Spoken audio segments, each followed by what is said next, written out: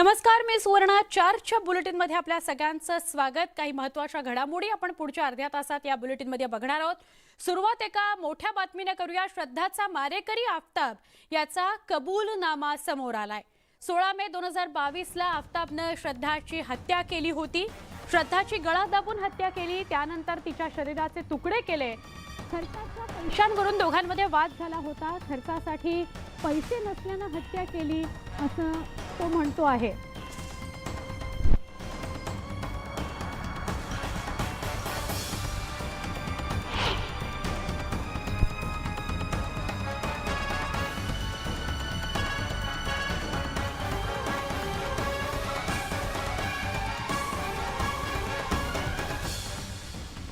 काँग्रेसचे ज्येष्ठ नेते आणि माजी मंत्री बाळासाहेब थोरात यांनी काँग्रेस विधिमंडळ पक्षनेते पदाचा राजीनामा दिलाय. या राजीनाम्यामुळे काँग्रेसमधील अंतर्गत संघर्ष विकोपाला गेलाय. नाशिक पदवीधर निवडणुकीनंतर हा वाद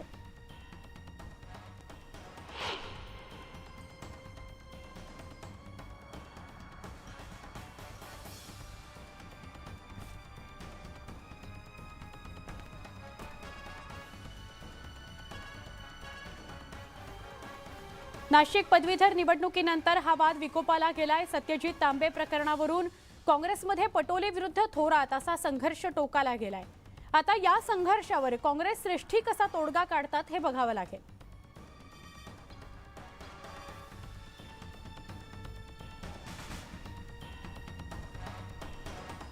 काँग्रेस नेते थोरात यांनी काँग्रेस प्रदेशाध्यक्ष पटोलेंच्या कार्यपद्धतीबाबत नाराजी व्यक्त केली. तांबे प्रकरणाचा वाद थेट दिल्ली हायकमांडपर्यंत जाऊन पोहोचलाय. याबाबत थोरात यांनी काँग्रेस अध्यक्ष खरगे यांना थेट पत्र लिहून नाराजी व्यक्त केली आहे. हे पत्र न्यूज 18 लोकमतच्या हाती लागलंय. नेमकं पत्रात काय आहे त्यावर नजर टाकू.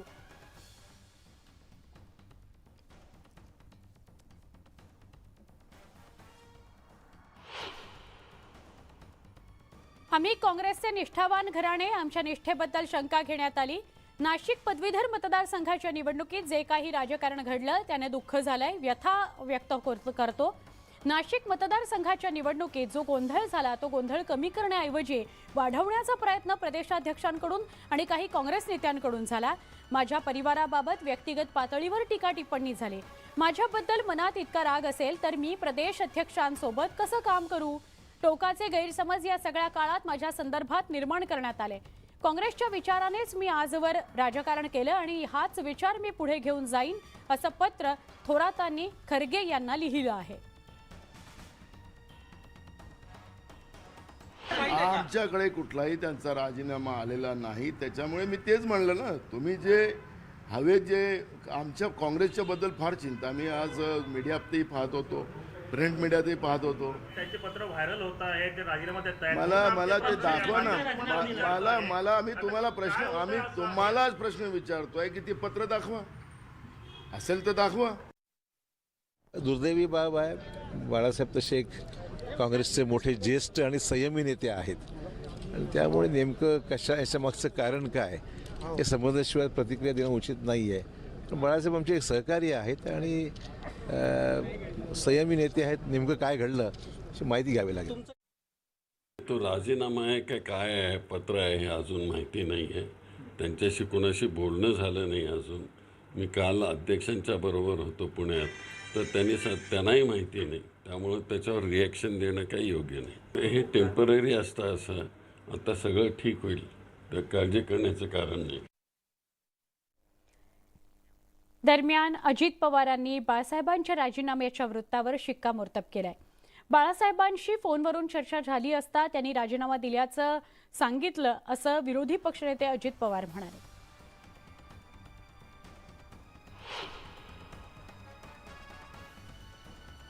मी ज्यावेळेस त्यांना वाढदिवसाच्या निमित्तानं फोन केलेला होता, आपण एकमेकाला शुभेच्छा देत असतो, त्यावेळेस म्हणलं की बाळासाहेब आज तुमचा आनंदाचा दिवस आहे, वाढदिवस आहे, तुम्हाला दीर्घायुष्य लाभावं, तुम्हाला शुभेच्छा.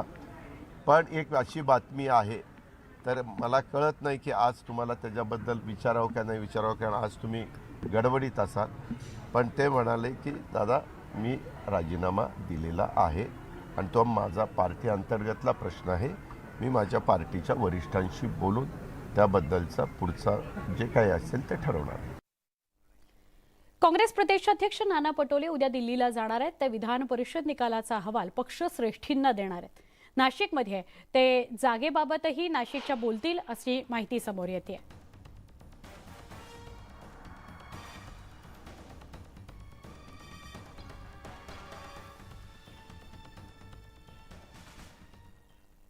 बाईक टॅक्सी कंपनी रॅपिडोला सुप्रीम कोर्टानं कोणताही दिलासा दिलेला नाही.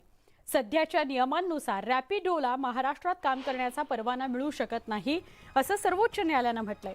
सुप्रीम कोर्टाने हे प्रकरण मुंबई उच्च न्यायालयाकडे परत पाठवलं. तसंच राज्य सरकारनं नवीन नियम बनवताना त्यांच्या आधारे रॅपिडोनं परवाना घ्यावा असंही ते म्हणाले.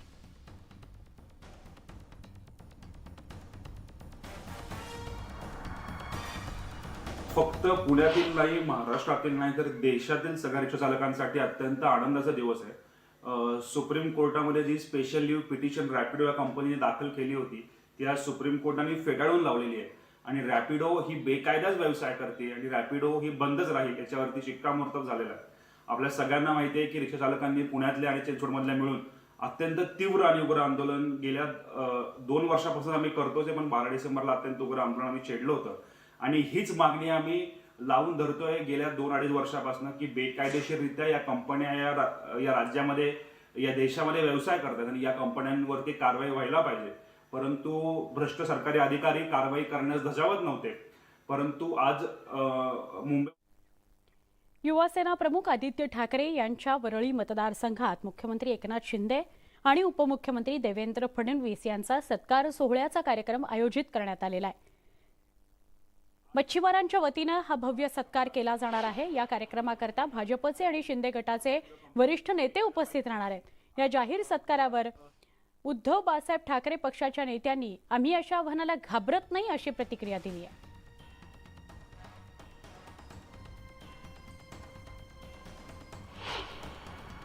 आनंद आहे मला, म्हणून तर मी सांगतो या आणि डिपॉझिट लवकर जप्त करा. पण महत्वाची गोष्ट ही आहे की ते सोडून सगळे बोलतात. मी काल पण सांगितलेलं आहे की सोपं आहे, त्यांनी फोन करून सांगावं की आदित्य मला तिथून लढायचं नाही, संपला विषय. एवढं सगळ्यांना बोलायला लावणं वगैरे ठीक आहे. चांगलं आहे ना, तयारी सुरू असेल तर मला आनंद आहे. पहिलं चॅलेंज स्वीकारलं बघा, वेदांत फॉक्सकॉनचं चॅलेंज त्यांनी नाकारलं, ते माझ्याबरोबर चर्चा करू शकले नाहीत. डॅवोस दौऱ्यावर चर्चा करू शकले नाहीत. मुंबईच्या रस्त्यांचा घोटाळा त्याच्यावर चर्चा करू शकले नाहीत. ह्याच्यावर देखील अजून काही बोललेले नाहीयेत. चॅलेंज स्वीकार असतील तर आनंद आहे. आदित्य ठाकरे असंही म्हणालेले आहेत की तुम्ही राजीनामा द्या. त्याने खरं म्हणजे राजीनामा देऊन वरळीत यायला हवं. मुख्यमंत्री म्हणून येऊन सगळा लवाजमा घेऊन वरळीत आपण येणार आहात म्हणजे आपले 1000-1200 पोलीस त्या खुर्च्यांवर बसणार आणि आपले पोलीस आले की काय होतं आपल्याला माहिती आहे. 32 वर्षाच्या तरुणाला सरकार कसं घाबरतं हे आज वरळीमध्ये महाराष्ट्र पाहिलं. आव्हान तर मान्य आदित्यजी ठाकरे साहेबांना दिलेलं आहे. त्यांनी सांगितलेले आदित्यजी ठाकरे साहेबांनी की वरळीत तुम्ही या माझ्यासमोर लढा. ते आव्हान स्वीकारलं का तर नाही स्वीकारलं. काल आदित्यजी ठाकरे साहेबांनी हे सांगितलं की चला वरळीत तुम्ही येत नसाल तर मी ठाण्यात येतो, तुम्ही राजीनामा द्या, मी राजीनामा द्या, ठाण्याची निवडणूक लढवतो. हे दोन्हीही आव्हान स्वीकारले गेलेले नाही आणि म्हणून आदित्यजी ठाकरे साहेबांना वरळीत आव्हान देणं सोपं काम नाही. चिंचवड विधानसभा पोटनिवडणुकीत अर्ज भरण्याच्या शेवटच्या दिवशी मोठा ट्विस्ट बघायला मिळाला. महाविकास आघाडीकडून राष्ट्रवादी काँग्रेसनं नाना काटे यांना उमेदवारी जाहीर करताच इच्छुक उमेदवार राहुल कलाटे यांनी उघड नाराजी बोलून दाखवली आणि थेट अपक्ष अर्जच दाखल केला. अर्ज दाखल करण्याच्या शेवटच्या क्षणी राष्ट्रवादी काँग्रेसचे नाना काटे आणि राहुल कलाटे आमने सामने सुद्धा आल्याचं बघायला मिळालं. त्यामुळे चिंचवडमध्ये भाजपच्या अश्विनी जगतापांविरोधात राष्ट्रवादी काँग्रेसचे नाना काटे आणि अपक्ष राहुल कलाटे अशी तिरंगी लढत बघायला मिळणार आहे. राहुल कलाटे निवडणुकीच्या मैदानात उतरल्यास मवियाला फटका बसेल. त्यामुळे राष्ट्रवादी काँग्रेससह मविया नेते कलाटेंचं मन वळवून त्यांचा अर्ज मागे घेण्यास त्यांना भाग पाडतात का हे बघणं महत्त्वाचं आहे. काही दिवसात ही घटना आहे, हे चित्र स्पष्ट होईल.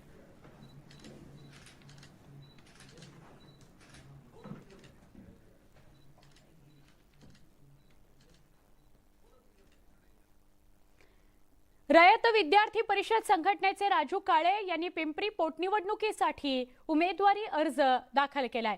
यावेळेला राजू काळे डिपॉझिट भरण्याकरता चक्क 10,000ची चिल्लर घेऊन गेले होते आणि त्यामुळे निवडणूक अधिकाऱ्यांची तारांबळच उडाली।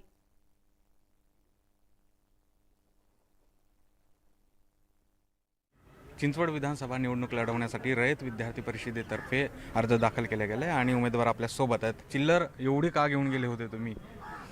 चिल्लर माझ्याकडे खूप दिवसापासून तरुणांना संधी किंवा निवडणुकांना सामोरं जाण्यासाठी मी ती चिल्लर साठवत होतो। त्याच्यामुळे ती आज देण्याची वेळ आजच चिंचवड विधानसभेत आली आणि ती आज आम्ही जमा केली। भाजपकडून भावनिक आव्हान केलं जाते, परंतु आम्ही तरुणांना इथं संधी मिळावी म्हणून आम्ही आज उमेदवारी अर्ज भरलेला आहे आणि उमेदवारी अर्ज भरल्यानंतर निवडणुकीला सामोरे जात असताना पिंपरी चिंचवडकरांच्या प्रश्नांना कुठेतरी वाचा फोडली जाईल आणि त्यांना न्याय देण्यासाठी हा उमेदवारी अर्ज दाखल केलेला आहे। अर्थात आपण बघतोय की हे उमेदवार होते आणि वेगवेगळे प्रश्न आहेत आणि निवडणुकीच्या दरम्यान अशा काही घटनाही गमतीजमती बघायला मिळतात। मात्र आपण जे तरुणांचे प्रश्न आहेत त्या तरुणांच्या प्रश्नांना सोडवण्यासाठी उमेदवारी अर्ज दाखल केल्याचं स्पष्टीकरण या उमेदवारांकडून देण्यात आलेलं आहे। व्हिडिओ सचिन हंचाटेसह गोविंद वाकडे, न्यूज 18 लोकमत, पिंपरी चिंचवड। रस्त्यावर बेकायदा भाजी विक्रीची गाडी लावून व्यवसाय करणाऱ्यांवर पुणे पालिकेच्या धनकवडी क्षेत्रीय कार्यालयानं कारवाई केली आणि 10,000चा दंड ठोठावला। यानंतर आरोग्यमंत्री तानाजी सावंत यांनी थेट क्षेत्रीय कार्यालय गाठले आणि कारवाई करू नये म्हणून मागणी केली। जप्त केलेली पदपथावरील अनधिकृत हातगाडी आणि टेम्पो सोडवण्याकरता त्यांनी अधिकाऱ्यांनाच धारेवर धरलं।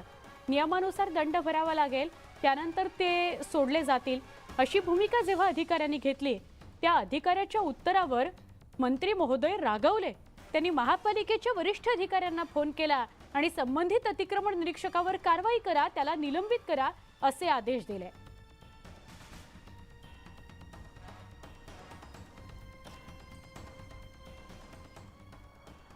विशाळगडाच्या अतिक्रमणाचं काउंटडाऊन सुरू झालंय। राज्य सरकारनं ही अतिक्रमण काढायला 1,17,00,000 रुपयांचा निधी नुकताच दिलाय।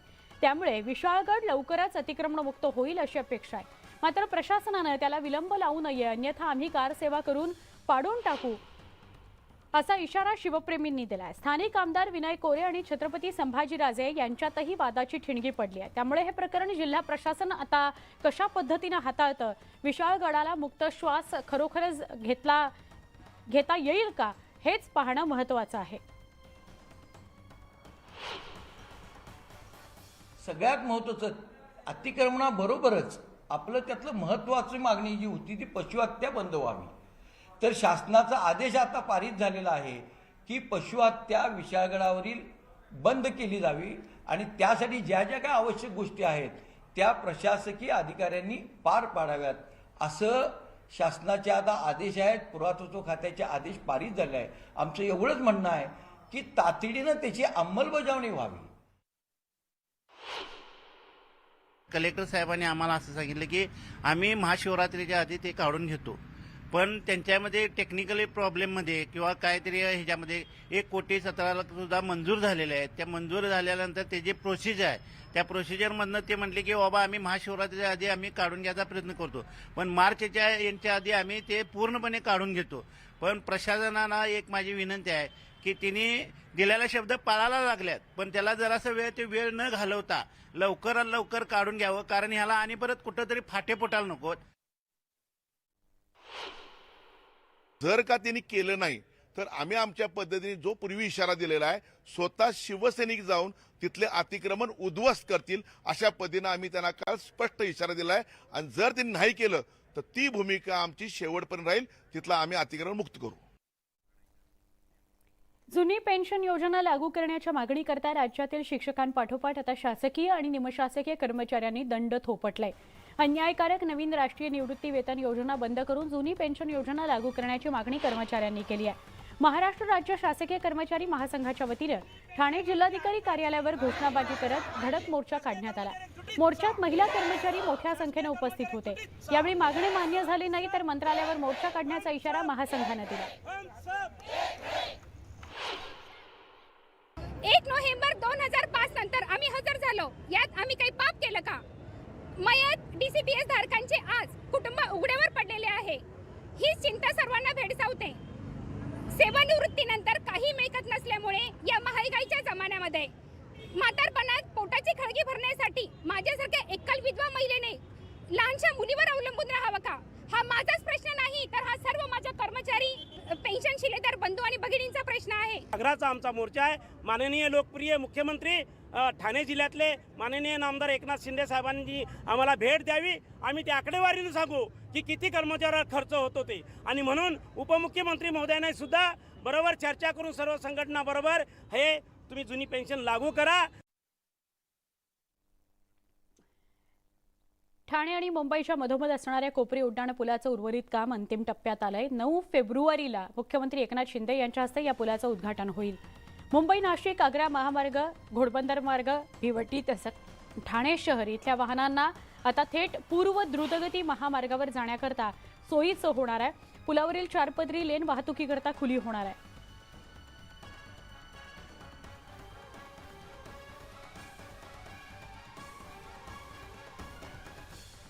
रत्नागिरी जिल्ह्यातील लोटे MIDC इथल्या एका बंद पडलेल्या कंपनीतील कोट्यवधी रुपयांच्या भंगार चोरी प्रकरणात संशयित आरोपी असलेल्या शिवसेना ठाकरे गटातील पुढाऱ्यांवर आता अटकेची टांगती तलवार असल्याची माहिती पुढे आली आहे.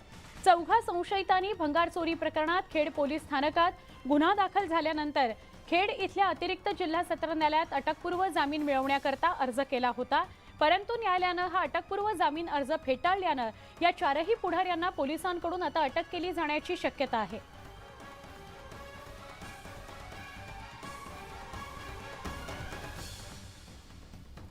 सर्वधर्मियांचं श्रद्धास्थान असलेल्या संगमनेर तालुक्यातील कोकणगाव इथं गहिनीनाथ महाराज आणि पीर बाबा यांच्या यात्रोत्सवानिमित्त बैलगाडा शर्यतीचं आयोजन करण्यात आलंय.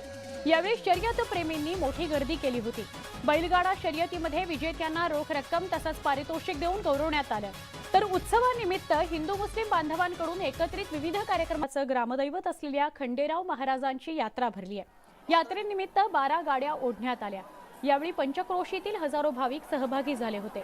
येळकोट येळकोट जय मल्हारचा जयघोष आणि भंडारा खोबऱ्याची उधळण करत निघालेल्या या 12 गाड्यांच्या यात्रेची ड्रोननं टिपलेली दृश्य खास न्यूज 18 लोकमतच्या प्रेक्षकांकरता.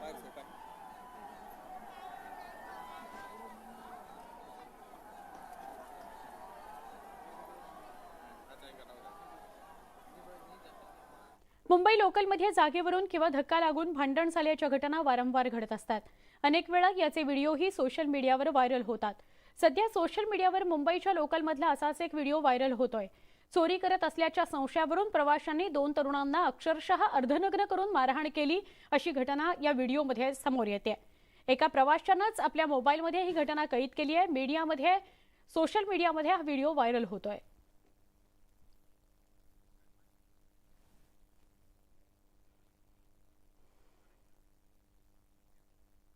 उत्तर प्रदेशच्या हापूर इथं एका वृद्धाला मारहाण केल्याचा व्हिडिओ समोर आलाय. बीच रोडवर दुचाकीस्वार कारला धडकला आणि त्यानंतर एका वृद्धाला मारहाण करण्यात आली. या घटनेचा व्हिडिओ समोर आलाय. गंभीर बाब म्हणजे तरुण या वृद्धाला मारहाण करत असताना कुणीही या वृद्धाला वाचवण्यासाठी आलं नाही.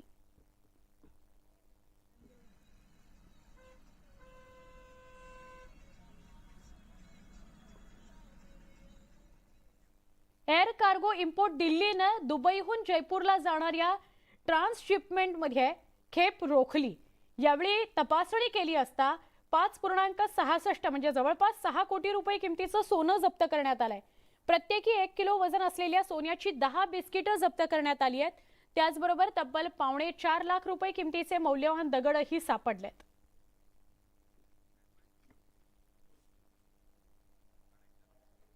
आता बातमी भूकंपासंदर्भातली. तुर्की आणि सिरियामध्ये भूकंप झालेला आहे आणि त्यामुळे हाहाकार माजलाय. भूकंपात आतापर्यंत 4,000हून अधिक लोकांचा मृत्यू झालाय अशी माहिती समोर येते. आता जगभरातून तुर्की आणि सिरियाला मदतीचा ओघ सुरू झालाय. भारतानं सुद्धा मदत आणि बचाव कार्याकरता NDRFच्या टीम्स तुर्कीला पाठवल्या.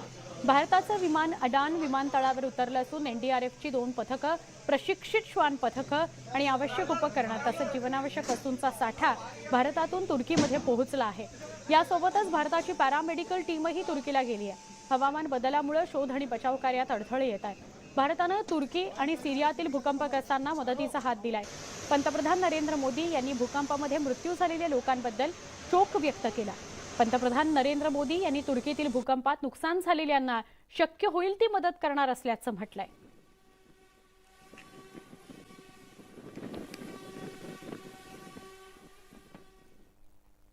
या सगळ्या बातम्यांसह बुलेटिनमध्ये इथेच थांबतोय. वेगवान घडामोडींसाठी काही क्षणात पुन्हा भेटू. पहा फक्त न्यूज 18 लोकमत.